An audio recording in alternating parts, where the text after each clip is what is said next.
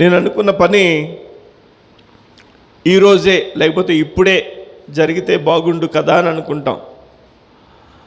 కానీ దేవునికి ఒక సమయం ఉందంట. దేవునికి ఒక సమయం ఉంది. ఆ సమయం ప్రకారం దేవుడు మనల్ని హెచ్చిస్తాడు, మనల్ని ఆశీర్వదిస్తాడు.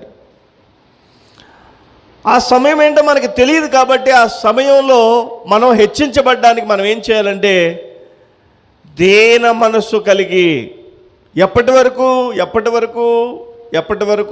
ఆయన మనల్ని హెచ్చించేంత వరకు, ఆయన మనల్ని ఆశీర్వదించేంత వరకు మనము ఆయన బలిష్టమైన చేతుల క్రింద దీన మనస్సు కలిగిన వారమై ఉండాల్సిందే.